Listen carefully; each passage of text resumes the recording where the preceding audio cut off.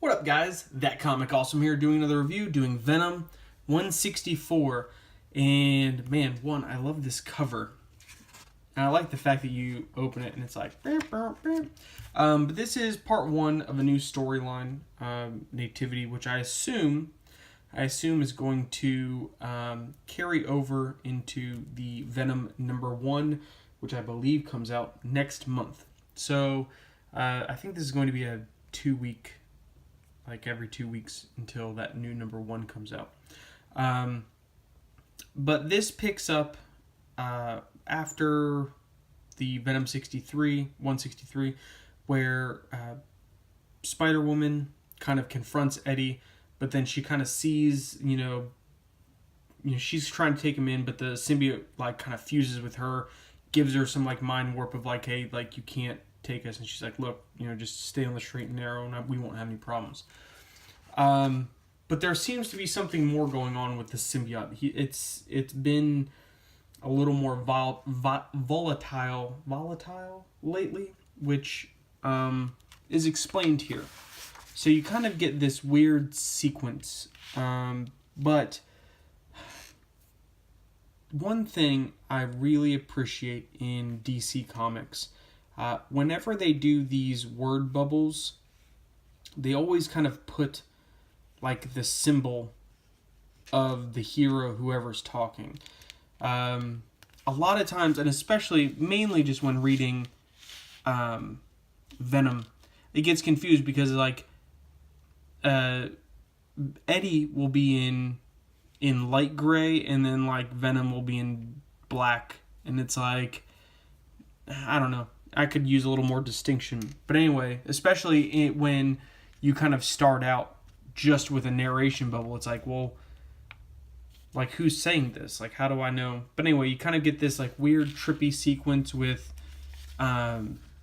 Carnage. He's like, all the kids are here.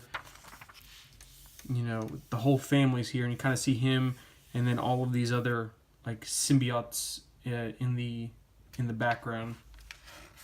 But then he wakes up and he throws up, and he's like, he's like, was that you? And the symbiote's like, no, it was me, Eddie. You were just dreaming. And he's like, nah, I've never dreamed like that before. He's like, you usually don't throw up.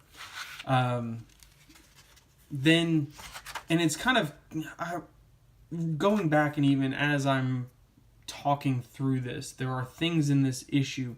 There's something at the end of this. I'm not going to spoil it. But there's something at the end, a twist, that when you read all of this stuff, you go, oh, that makes sense. So, Shocker is robbing this jewelry store to this disinterested, like, hipster nerd of a clerk, which I found fault with this. He's like, so Shocker starts like trashing the place, and he's like, so you break glass? Dude, I'm a clerk. The owner, old man Tover, pays me minimum wage. Trash the place. You work at a jewelry store. There is no way a clerk at a jewelry store makes minimum wage. If you work at McDonald's, you make minimum wage. If you work at Walmart, you make minimum wage. If you work at a high-end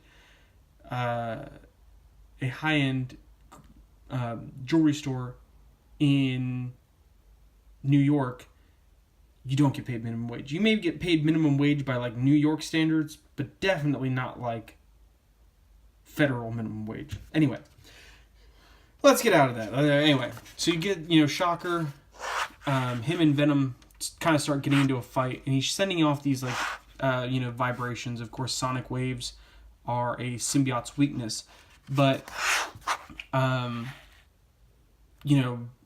they're holding their ground. They're trying to save this clerk.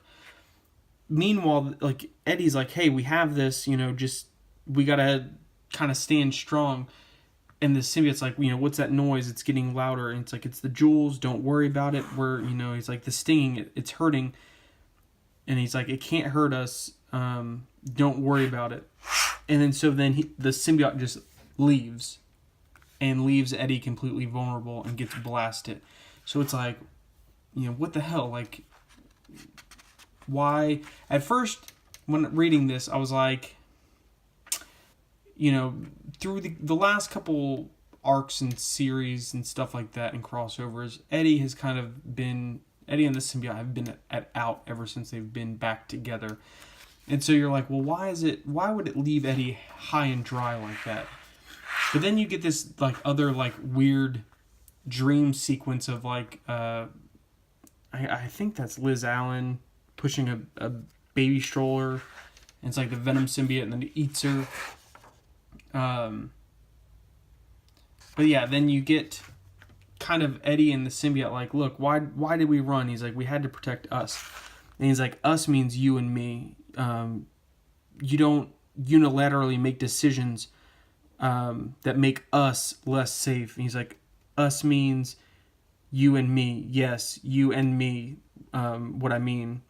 He's like, I feel what I can feel what you're afraid of. Why are you acting so strange? Again, I'm gonna cut it there because again, there's a huge spoiler at the end of this, which makes this an amazing, amazing book. Definitely go read it. Again, I love the dynamic between Eddie and the suit. There's always some colorful dialogue and just some really, really good moments. And this does not disappoint. But yeah, subscribe over here. Watch some more videos. Hit me up in the comments. Let me know what you guys think. And I'll see you next time.